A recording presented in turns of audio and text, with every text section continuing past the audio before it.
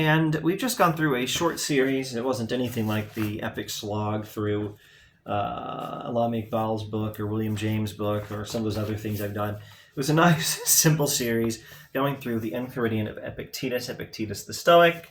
Once again, not to be confused with Epicurus the Epicurean. And this is his Enchiridion or Handbook, not to be confused with the Enchiridion or Handbook of Augustine. And we were using the public domain translation by Elizabeth Carter. And Epictetus keeps saying in this text, the only things that matter to you, the only things that you should care about, the only thing you should worry about are things you can control. And that is limited to basically what you think, what you desire, and what you intend.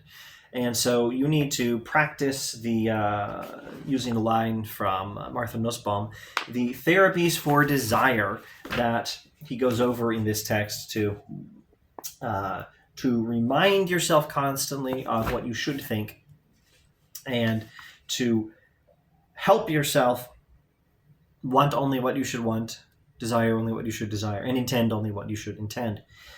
And you can have happiness, you can achieve tranquility if you can only worry about those things, and you don't have to worry about anyone, what anyone thinks of you, or what anyone says about you, or even anyone killing you. And infamously, the Stoics also said that you don't have to worry about other people dying. It sounds very noble to say, I don't care if I die as long as I've done what is right. And that's a very, very sensible Platonic thing to say, actually. I said Platonic. I should have said philosophical, but it is Platonic. And it's in the writings of Plato, it's in Socrates, and it's very much in the Stoics, and I imagine Kant would agree. Any number of people would say very appropriately, I'm okay dying as long as I'm doing what's right. It's okay to die and to suffer an injustice. It's certainly better than committing an injustice and living.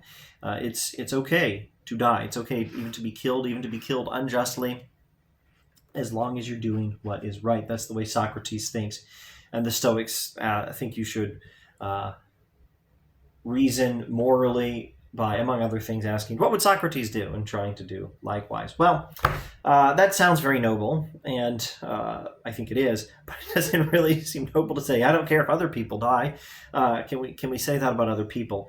And that's more of just a sentiment that points us towards the right sort of question. The right sort of question is, can this seriously be a correct philosophy? Now, obviously, it's correct to some extent. It's very sensible. You should practice Stoic therapies for desire. You should practice these Stoic insights all the time when people are cutting you off in traffic, when the weather's bad, when you didn't do anything wrong, but someone said something bad about you and you're worrying about it. Stop worrying about it. That's not something you should worry about. Practice the philosophical therapies that will heal your soul that are taught by the Stoics in any number of situations. But are you really supposed to not care about other people?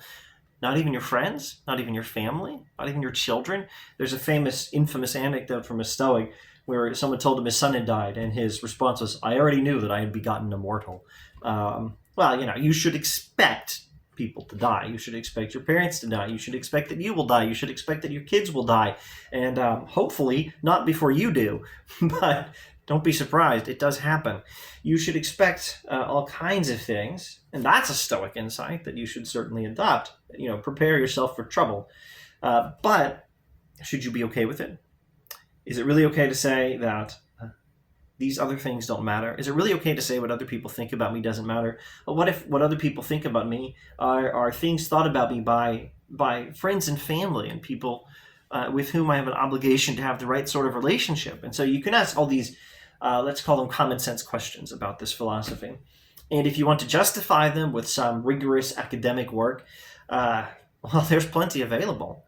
You can cite Confucianism, talking about how you are obligated to keep up the right relationship with other people.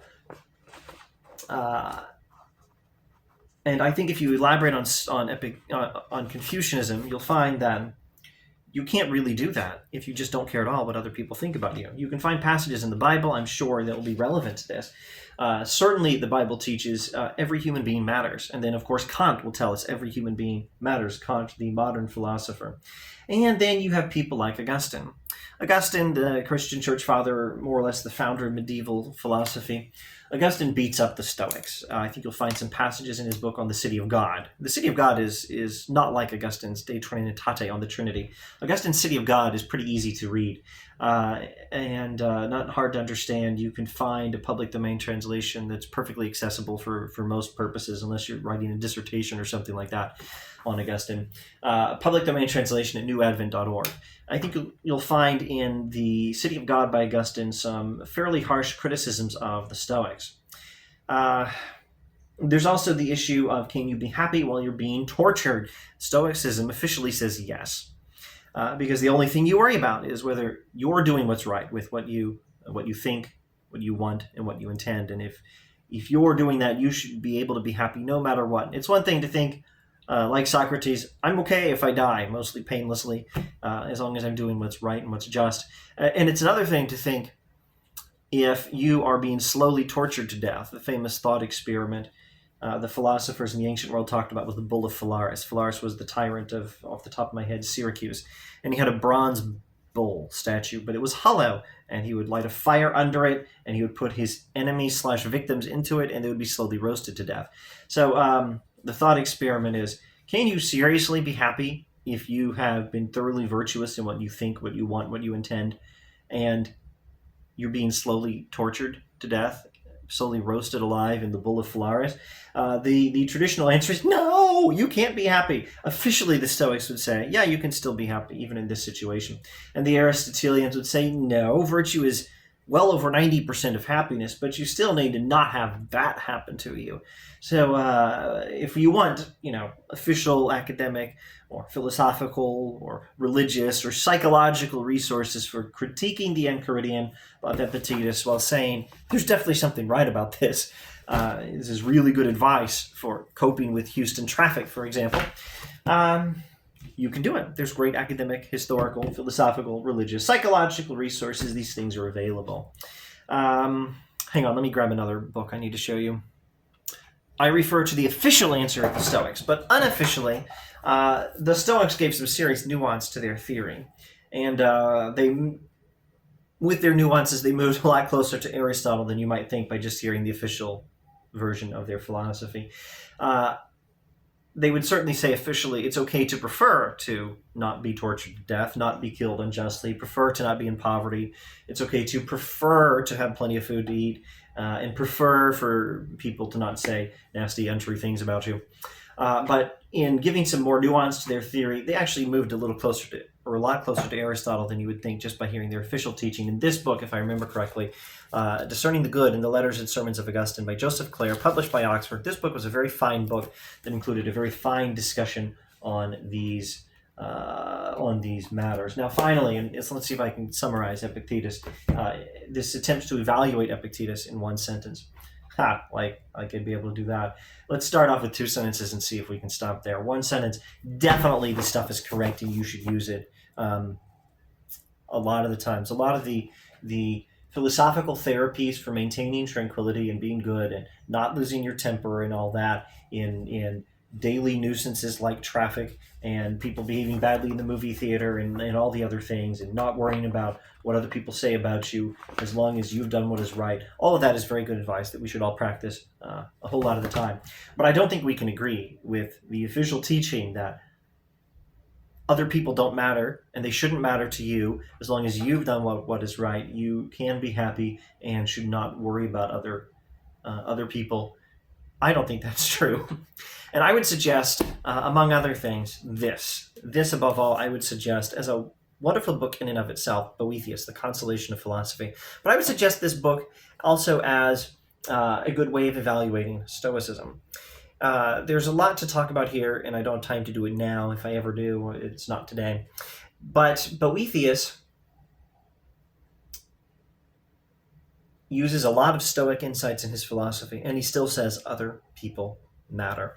I don't see how you can actually achieve the happiness the Stoics thought you could achieve by following these principles and only worrying about what is in your control. I don't see how you can achieve the kind of happiness they were trying to achieve that way without either trying to do it their way and saying, I don't even care about other people. Well, I care about my obligations to them, by all means, and Epictetus will talk about that as well.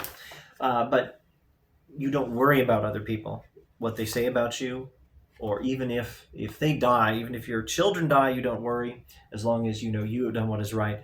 I don't think you can achieve the happiness, the tranquility they were trying to achieve through this philosophy, while also caring about other people without religion. I don't see how you could possibly do it. But probably it's because of Boethius Christianity, his belief in God, his belief in the continuation of personal identity and the immortality of the soul.